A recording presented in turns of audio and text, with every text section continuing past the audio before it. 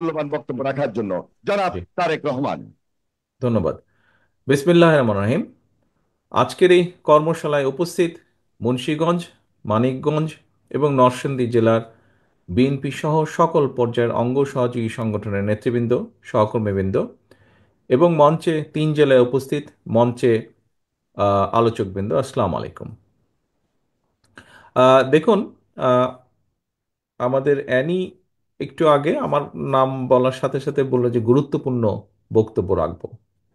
হ্যাঁ, গুরুত্বপূর্ণ। তবে আমি মনে করি আজকে আপনারা সারাদিন এই 3 জেলার 3,000 মানুষ আপনারা সারাদিন যেই আলোচনাগুলো করেছেন, যেই আলাপ আলোচনা করেছেন, যা জেনেছেন, যা শুনেছেন, যা বুঝেছেন, পুরো বিষয়টি গুরুত্বপূর্ণ।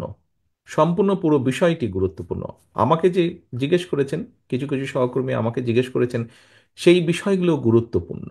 প্রত্যেকটি বিষয় কেন গুরুত্বপূর্ণ? এই বিষয়গুলো এই জন্য গুরুত্বপূর্ণ যে এই বিষয়গুলো আমাদের একজন রাজনৈতিক কর্মী বা একটি রাজনৈতিক দল হিসেবে আমাদের মূল সাবজেক্ট কারা? মূল সাবজেক্ট হচ্ছে এই বাংলাদেশের জনগণ। আমরা সেই জনগণকে নিয়ে সারাদিন আজকে আলোচনা করেছি। অর্থাৎ জনগণের ভিতরে বিভিন্ন শ্রেণী আছে। কৃষক আছে, ছাত্র আছে, শ্রমজীবী মানুষ আছে, নারীরা আছেন। কাজেই বিভিন্ন শ্রেণী পেশার মানুষের কে নিয়ে আমরা আলাপ করেছি যে তাদেরকে কিভাবে আমরা একটু বেটার অবস্থায় নিয়ে যেতে পারবো, একটু ভালো অবস্থায় নিয়ে যেতে পারবো। আমার কাছে মনে হয় একজন রাজনৈতিক কর্মী হিসেবে এর থেকে বড় গুরুত্বপূর্ণ ইম্পর্টেন্ট বিষয় আর কিছু নেই। অর্থাৎ আমি আমার মানুষের বেটারমেন্টের জন্য কিছু চিন্তা করছি। সহকর্মীবৃন্দ, এখন এই যে আহ, আপনারা যেই কথাগুলো আমাকে বলেছেন বা আমি আসার আগে আলোচকবৃন্দ যারা আছে তাদের সাথে বলেছেন, কেন বলেছেন?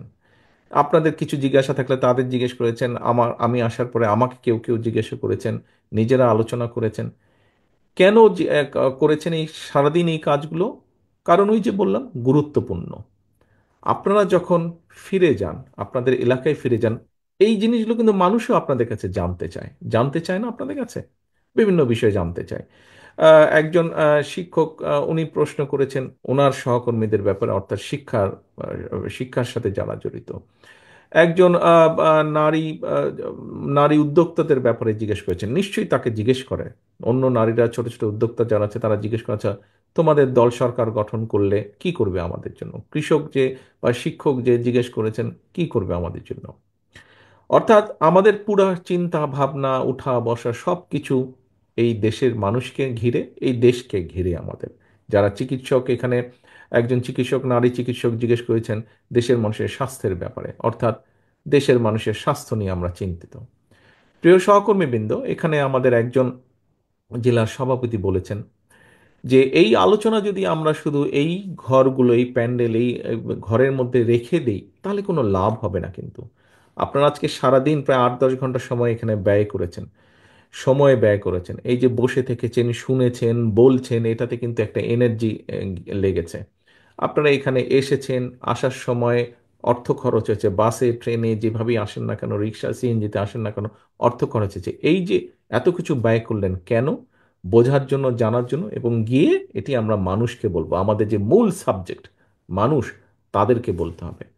প্রিয় সহকর্মীবৃন্দ, আমার মনে হয় একটি কথা বোধহয় আমরা এখানে বোধহয় আলোচনা করাটা ভালো।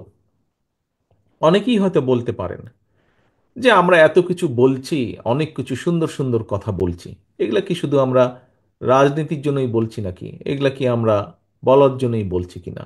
হতেও পারে, অনেকে মনে করতে পারে এত কথা, 1 থেকে 31 দফা, 31টা এত ভালো ভালো কথা, সবই কি আমরা করব নাকি?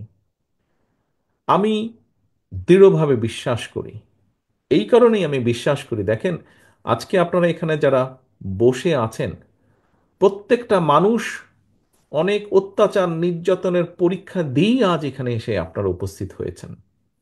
আপনারা উপস্থিত হয়েছেন। আপনারা বিভিন্নভাবে মানুষকে প্রতিনিধিত্ব করেই কিন্তু আজ এখানে উপস্থিত হয়েছেন। এই যে আপনি আসার পরে যে আপনাকে একটা কার্ড দেওয়া হয়েছে, যেটি আপনার গলায় ঝুলছে, এখানে আপনার নাম এবং নামের পাশে একটি পদ লেখা আছে। এই পদে আসতে কিন্তু আপনার অনেক সময় লেগেছে, এই পদে আসতে আপনাকে কষ্ট করতে হয়েছে, আপনাকে বিভিন্ন পরীক্ষা দিতে হয়েছে। সেটি সাংগঠনিক পরীক্ষাই হোক, সেটি রাজনৈতিক পরীক্ষাই হোক, কম বেশি পরীক্ষা দিয়ে আপনাকে আজকে এই পর্যায়ে এসে দাঁড়াতে হয়েছে। অর্থাৎ আপনি একটা দায়িত্ব, একটা কর্তব্যের পালনের মাধ্যমেই এখানে এসেছেন। এখন প্রিয় সহকর্মীবৃন্দ, যেহেতু আপনি এখানে একটি পরিচয় এসেছেন, একটি দায়িত্বশীল পদ নিয়ে আপনি এখানে এসেছেন এবং আজকে সারাদিন এখানে যোগদান করেছেন, জেনেছেন, কাজেই আমাদের যে মূল সাবজেক্ট, তাদের কাছে আমাদের যেতে হবে। তাদের কাছে গিয়ে তাদেরকে বলতে হবে, জনগণকে, যে আমরা এই করব। বলতেই পারে কেউ যে এতগুলো 31টা দফা করবেন, আপনারা এত কথা বলছেন, এগুলো কি বলার জন্য? দেখুন, আমরা যে বলার জন্য বলছি না, আমরা যে এই কাজগুলো করার জন্যই করছি, তার অনেকগুলো কারণ, উদাহরণ আছে। বিএনপি তো এই দেশে খাল খননের মাধ্যমে পানির সমস্যা যেরকম সমাধান করেছিল, একই সাথে খাদ্য উৎপাদন দ্বিগুণ করেছিল। করিনি আমরা? বিএনপি তো এই দেশ থেকে খাদ্য রফতানি করেছিল। করিনি আমরা? বিএনপি তো বিএনপি তো দেশের নারীদেরকে শিক্ষিত করার জন্য ইন্টারমিডিয়েট ডিগ্রি পর্যন্ত পড়ালেখা ফ্রি করে দিয়েছিল। বিএনপি তো এই দেশের এই দেশের ভবিষ্যৎ প্রজন্মকে শিক্ষিত করার জন্য, শিক্ষাকে উৎসাহিত করার জন্য শিক্ষার বিনিময়ে খাদ্য কর্মসূচি শুরু করেছিল। আজকে বাংলাদেশে বড় দুটো যেই সরকারই আসে, সেই নিশিরাতের সরকারই হোক, অন্তর্বর্তীকালীন সরকারই হোক, যেই দুইটি সাবজেক্ট নিয়ে বড়াই করে, একটি হচ্ছে প্রবাসী বা প্রবাসীদের রেমিটেন্স, আরেকটি হচ্ছে গার্মেন্ট শিল্প। দুটিই তো বিএনপি করেছিল এই দেশের স্বার্থে, এই দেশের মানুষের স্বার্থে। এই যে যেই স্বৈরাচার পালিয়ে গেছে দেশ থেকে, এরা যখন 96 সালে ক্ষমতায় আসলো, সেই সময় এসে তারা সংসদে দাঁড়িয়ে বলতে বাধ্য হয়েছিল যে 91 সালের বিএনপি সরকারের সময়, দেশনেত্রী খালেদা জিয়ার বিএনপি সরকারের সময় দেশে 80,000, ছোট বড় 80,000 কলকারখানা স্থাপিত হয়েছিল। সেটি তো বিএনপির সময় হয়েছিল। আমাদের সময়ই আমাদের সময় তো আমাদের বিরুদ্ধে সংবাদপত্র কত কি লিখেছে। আমাদের সময় সংবাদপত্র আমার বিরুদ্ধে, ম্যাডামের বিরুদ্ধে, দলের বিরুদ্ধে, দলের বহু নেতাকর্মীর বিরুদ্ধে লিখেছে। কিন্তু আমরা বলেছি যে আমরা বাক স্বাধীনতায় বিশ্বাস করি। যখন আমরা এর আগে দেশ পরিচালনায় ছিলাম, আমাদের সময় তো পত্রিকার সম্পাদকদের বিরুদ্ধে শত শত মামলা হয়নি, যেমন আমাদের বিরুদ্ধে, আমাদের নেতাকর্মীদের বিরুদ্ধে হয়েছে। একইভাবে যদি বলতে হয়, কোথায় আমরা যখন দেশ পরিচালনার দায়িত্বে ছিলাম, তখন কি গুম খুন হয়েছিল? আমাদের স্থায়ী কমিটির সদস্য জনাব সালাউদ্দিন আহমেদকে ধরে নিয়ে সীমান্তের ওপারে ফেলে দেখা হয়েছে। আমাদের ইলিয়াস আলী সংসদ সদস্য সহ আমাদের শত শত নেতাকর্মীকে গুম করা হয়েছে, খুন করা হয়েছে। কোথায়? বিএনপির সময় কি এরকম হয়েছে? বিএনপির সময় তো এরকম হয়নি। কারণ আমরা গণতন্ত্রে বিশ্বাস করি, আমরা বাক স্বাধীনতায় বিশ্বাস করি। আমরা অতীতে এই কাজগুলো করে এসেছি। অতীতে যেহেতু আমরা এই কাজগুলো করে এসেছি, শিক্ষার জন্য কাজ করে এসেছি আমরা, প্রমাণ আছে। খাদ্য উৎপাদনের জন্য কৃষকদের জন্য কাজ করে এসেছি, প্রমাণ আছে অতীতে। আমরা দেশের নারীদের স্বাধীনতার জন্য কাজ করেছি, তার প্রমাণ আছে। দেশের শিল্প উৎপাদন বাড়ানোর জন্য শিল্প প্রতিষ্ঠা করা হয়েছে বিএনপি সরকারের সময়, তার প্রমাণ আছে। যেহেতু আমরা অতীতে, আমরা যখন দায়িত্ব পেয়েছি, আমরা ভালো কাজ করার চেষ্টা করেছিও বহুলাংশে, তার প্রমাণ আছে। এবং এটিই প্রমাণ করে যে ভবিষ্যতে আমরা সুযোগ পেলে ইনশাল্লাহ আমরা এই 31 দফা পর্যায়ক্রমিকভাবে বাস্তবায়ন করব। এখন প্রিয় সহকর্মীবৃন্দ, এখন প্রিয় সহকর্মীবৃন্দ, এই 31 দফা বাস্তবায়নে আমাদেরকে সবচেয়ে বেশি সহযোগিতা কে করবে বলে আপনাদের কাছে আমার জিজ্ঞাসা, কে করবে বলে আপনারা মনে করেন? কে করবে? বাংলাদেশের জনগণ। আমরা যদি 31 দফা, যাই 31টা দফা নিয়ে আপনারা আজকে সারাদিন আলোচনা করলেন, বাই দ্য ওয়ে এখানে আরেকটি কথা বলি, এই 31 দফা কিন্তু শুধু বিএনপির কথা নয়। বিএনপি প্রথমে 27 দফা দিয়েছিল।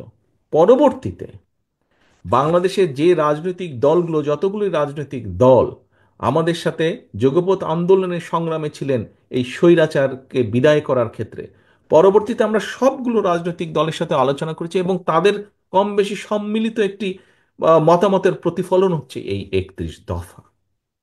তো এখন প্রিয় সহকর্মীবৃন্দ, এই 31 দফাকে যদি বাস্তবায়ন করতে হয়, এই 31 দফা নিয়ে আপনারা আজকে সারা দিন আলোচনা করেছেন। 31 দফার মধ্যে আমরা আগেও বলেছি এই 31 দফাই শেষ না। কোনো ব্যক্তি, কোনো সংস্থা, কোনো সংগঠন, কোনো দল যদি 31 দফার বাইরেও কোনো কিছু ভালো দেন, কোনো প্রস্তাবনা ভালো দেন, কোনো কিছু ভালো উপস্থাপন করেন যেটি মনে হবে যে দেশের মানুষের জন্য সাহায্য করবে, আমরা অবশ্যই সেটিকে গ্রহণ করবো। এটি ওপেন ব্যাপার, এটি কোনো ধর্মীয় গ্রন্থ না যে এটি একদম 31 দফায় এসে ফিক্সড হয়ে গেল। এটি যদি অন্য বেটার কিছু থাকে অবশ্যই আমরা গ্রহণ করব। আমাদের দফার মধ্যেও কোনো দফা আছে যেটিকে একটু পরিবর্তন করলে যদি বেটার হয়, এরকম যদি কেউ প্রস্তাবনা দেন, আমি সেটিকেও গ্রহণ করব। কিন্তু বিষয় হচ্ছে এই 31 দফাকে যদি বাস্তবায়ন করতে হয়, এই 31 দফা নিয়ে আপনারা সারাদিন যে আলোচনা করলেন, আপনাদের কম বেশি আপনারা তো দেখেছেন গত 8-10 ঘন্টা আপনারা এখানে বসে আছেন, নিশ্চয়ই প্রত্যেকটা পেজ আপনারা উল্টিয়েছেন, উল্টিয়েছেন না আপনারা? প্রত্যেকের হাতে আপনাদেরকে যে ফাইল দেওয়া আছে তার মধ্যে কিন্তু এই ছোট বইটি আছে, এবং আপনারা কম বেশি দেখেছেন আলোচনার ফাঁকে ফাঁকে। আপনাদের কি মনে হয় যে 31 দফা যদি বাস্তবায়িত হয়, তাহলে কিছু হলেও দেশের যে চিত্র, যে হতাশামূলক চিত্র এখন আমরা দেখতে পাই, সেটি পরিবর্তিত হবে, একটি হলেও দেশ বেটার হবে? আপনারা কি এর সাথে একমত? আপনারা কি একমত এর সাথে? আপনাদের কথা তো শুনতে পাচ্ছি না, হাত তুললে আমি বুঝবো যে আপনারা একমত, আপনারা যদি হাত তুলেন। ধন্যবাদ। আমি দেখছি 3টা জেলার সকল নেতৃবৃন্দ হাত তুলেছেন।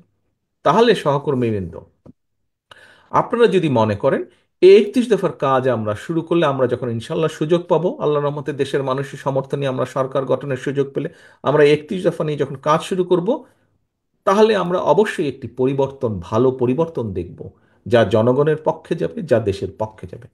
কিন্তু ঘুরে ওই এক জায়গায়, এই 31 দফা আমরা তখনই বাস্তবায়ন করতে পারবো যখন আমরা দেশের মানুষের সমর্থন পাব আমাদের পক্ষে, এই 31 দফার পক্ষে। এখন তাহলে এই 31 দফা যদি আপনারা মনে করেন বাস্তবায়ন করা উচিত, আপনারা কি মনে করেন উচিত? আচ্ছা, ধন্যবাদ। যদি আপনারা মনে করেন, আমি ধরে নিচ্ছি সবাই সিনসিয়ারলি বলছেন যে উচিত, সবাই সিনসিয়ারলি অনেস্টলি বলছেন আপনারা, আমি এটা ধরে নিচ্ছি। আচ্ছা, যদি আপনারা মনে করেন, তাহলে আমাদের যে মূল সাবজেক্ট, যাদের সহযোগিতা ছাড়া আমরা 21 দফা বাস্তবায়ন করতে পারবো না, সেই জনগণ, এই জনগণের কাছে আপনাদেরকে যেতে হবে। আপনাদেরকে যে কোনো মূল্যে জনগণের কাছে যেতে হবে।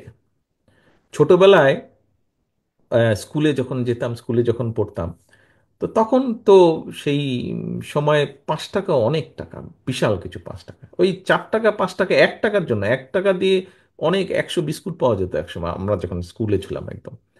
তো এখন ওই 1 টাকা 2 টাকার জন্য কিন্তু অনেক সময় বায়না ধরতাম স্কুলে টিফিনের সময়, ক্যান্টিনে গিয়ে কিছু কিনে খাবো, তখন কিনে খাওয়া, বন্ধু বান্ধবকে একটু দেওয়া, এটা একটা বাহাদুরির ব্যাপার ছিল।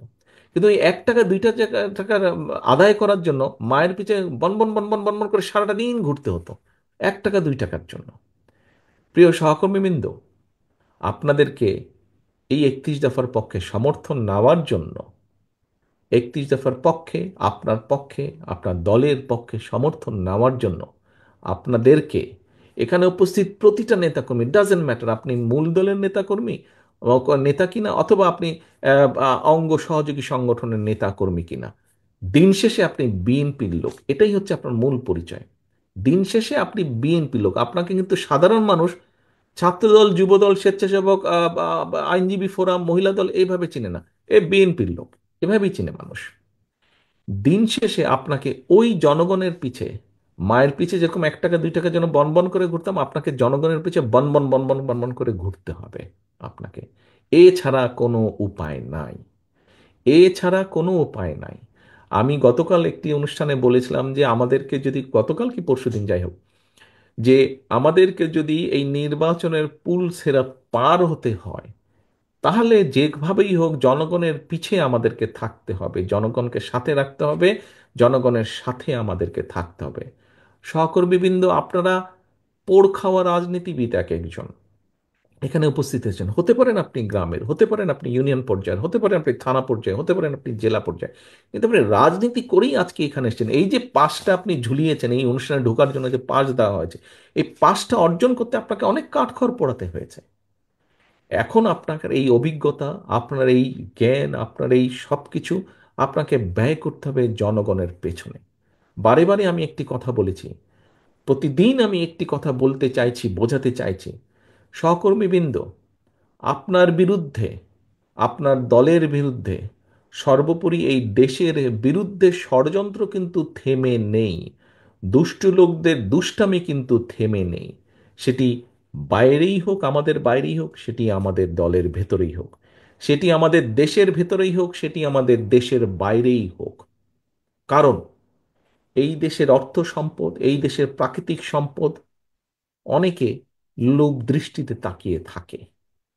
এই দেশে যদি একটি বিশৃঙ্খলা লাগিয়ে রাখা যায়, তাহলে এইগুলো অনেকের জন্য, দেশের ভেতরেই হোক, দেশের বাইরেই হোক, এই দেশে যদি একটি দুর্বল, জনসমর্থনহীন সরকার, যারা জনগণকে রিপ্রেজেন্ট করে না, এরকম সরকারকে যদি ক্ষমতায় রাখা যায়, তাহলে এই দেশ থেকে অনেকে অনেক কিছু লুটে পুটে নিয়ে যেতে পারবে। বাট এই দেশে যদি জনগণের সমর্থিত, যারা জনগণের কথা বলবে, জনগণের কথা চিন্তা করবে, যারা দেশের কথা বলবে, দেশের কথা চিন্তা করবে, এরকম কেউ যদি দেশ পরিচালনার দায়িত্বে থাকে, তখন দেশের স্বার্থ, জনগণের স্বার্থ নিরাপদ থাকবে। তখন যারা শকুনের দৃষ্টি দিয়ে এই দিকে তাকিয়ে আছে, এই দেশের অর্থ সম্পদ, প্রাকৃতিক সম্পদের দিকে, তখন তারা 10 বার চিন্তা করবে। কাজেই প্রিয় সহকর্মীবৃন্দ, ষড়যন্ত্র যেহেতু থেমে নেই, আপনারা গণতন্ত্রের জন্য যুদ্ধ করেছেন, লড়াই করেছেন, সংগ্রাম করেছেন, হত্যার শিকার হয়েছেন, জেল জুলুমের শিকার হয়েছেন, গায়েবী মামলার শিকার হয়েছেন, দিনের পর দিন পালিয়ে থাকতে হয়েছে, জঙ্গলে থাকতে হয়েছে, ধান খেতে আপনাদেরকে থাকতে হয়েছে অত্যাচার নির্যাতনের কারণে। আপনারা সেই পরীক্ষা দিয়ে পার হয়ে এসেছেন। সামনে পরীক্ষা কিন্তু শেষ হয়ে যায়নি, সামনে পরীক্ষা আরও আছে। এটি এমন একটি যুদ্ধ, এটি জনগণের পক্ষের যুদ্ধ, এটি গণতন্ত্রের পক্ষের যুদ্ধ, এটি স্বাধীনতা সার্বভৌমত্বের পক্ষের যুদ্ধ।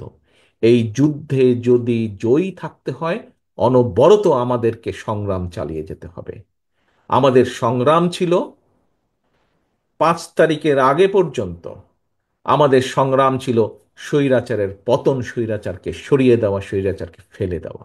আলহামদুলিল্লাহ, আল্লাহর রহমতে বাংলাদেশের মানুষের সমর্থনে, বাংলাদেশের মানুষের দল মত নির্বিশেষে, শ্রেণী পেশা নির্বিশেষে, সকল মানুষের অংশগ্রহণের মাধ্যমে আমরা সক্ষম হয়েছে, এই দেশের মানুষ সক্ষম হয়েছে খেদিয়ে দিতে, বিদায় করে দিতে।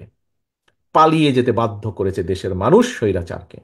এখন সংগ্রাম, দেশের স্বাধীনতা রক্ষার সংগ্রাম, সার্বভৌমত্ব রক্ষার সংগ্রাম, একই সাথে দেশ গড়ার সংগ্রাম শুরু হয়েছে। এই দেশের মানুষের রাজনৈতিক অধিকার, রাজনৈতিকভাবে দেশের মানুষকে অধিকার ফিরিয়ে দেওয়া, একই সাথে, একই সাথে এই দেশের মানুষের অর্থনৈতিক ভিত্তিকে মজবুত করার যে সংগ্রাম, সেই সংগ্রাম শুরু হয়েছে।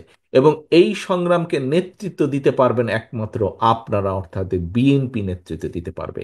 কারণ এই দেশে বহুদলীয় গণতন্ত্র বলতে যা বুঝায়, গণতন্ত্র বলতে যা বোঝায়, সংসদীয় গণতন্ত্র বলতে যা বোঝায়, নারীদের অধিকার বলতে যা বোঝায়, মানুষের অধিকার বলতে যা বোঝায়, এক বাক্যে অতীত ঘাটলে দেখা যায় বিএনপি সবসময় সেটিকে নিশ্চিত করার সর্বোচ্চ চেষ্টা করেছে। কাজেই প্রিয় সহকর্মীবৃন্দ, মানুষ, দেশ আপনাদের দিকে তাকিয়ে আছে। আপনাদেরকে শুধু এই আজকে সারাদিন এখানে আসলেন, তারপরে চলে গেলেন, ভুলে গেলেন, আপনি শেষ হয়ে গেলেন। দয়া করে এই কাজটি করবেন না। আপনার কাঁধে অনেক দায়িত্ব, কর্তব্য। আপনি বাংলাদেশ জাতীয়তাবাদী দলের একজন নেতা, একজন কর্মী। আপনার কাঁধে অনেক দায়িত্ব। আপনি সেই দলের কর্মী, যেই দলের নেতা এই দেশের স্বাধীনতার ডাক দিয়ে শুধু ঘরে বসে থাকেননি, যুদ্ধ করেছেন। যেই দেশের, আপনি সেই দলের নেতা, তার কর্মী আপনি, যেই মানুষটি যখন দায়িত্ব পেয়েছেন, কোদাল হাতে খাল খননের মাধ্যমে এই দেশের উন্নয়নকে সামনের দিকে এগিয়ে নিয়ে গেছেন, দেশের উৎপাদনকে বৃদ্ধি করেছেন, আপনি সেই দলের কর্মী। আপনি সেই দলের কর্মী।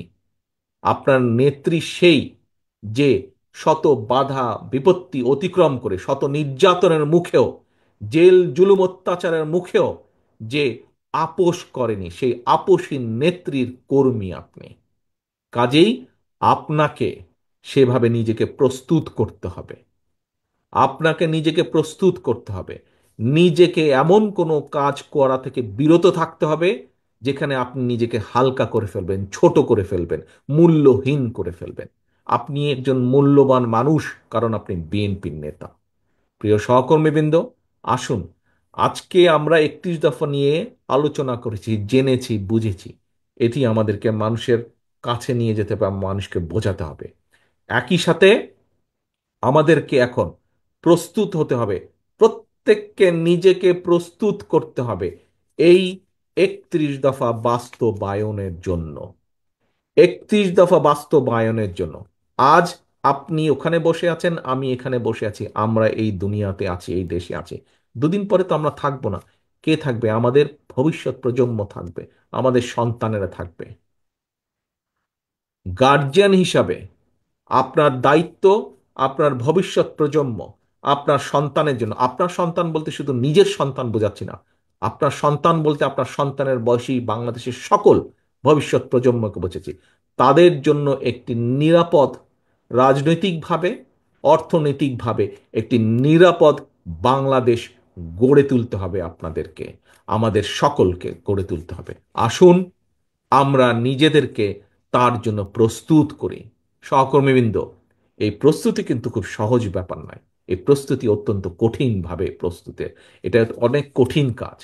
কাজেই সেই কঠিন কাজটি জন্য আমাদেরকে প্রস্তুত হতে হবে। আমি দৃঢ়ভাবে বিশ্বাস করি বাংলাদেশ জাতীয়তাবাদী দলের প্রত্যেকটি নেতা কর্মী এই দায়িত্ব পালনে প্রস্তুত। এটি আমার বিশ্বাস। এখন এটি হচ্ছে প্রমাণের বিষয়।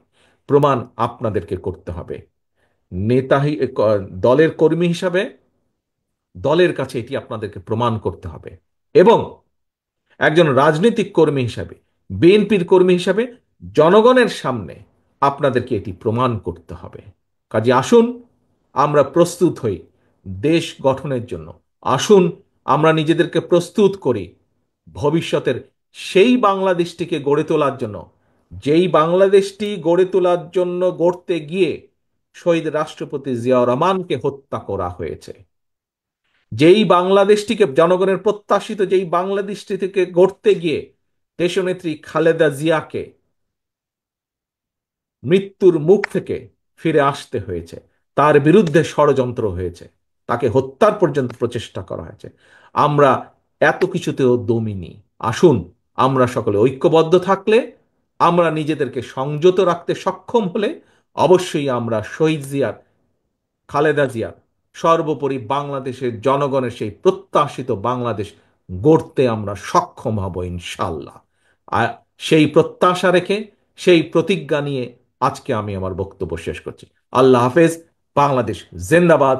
বাংলাদেশ জাতীয়তাবাদী দল জিন্দাবাদ।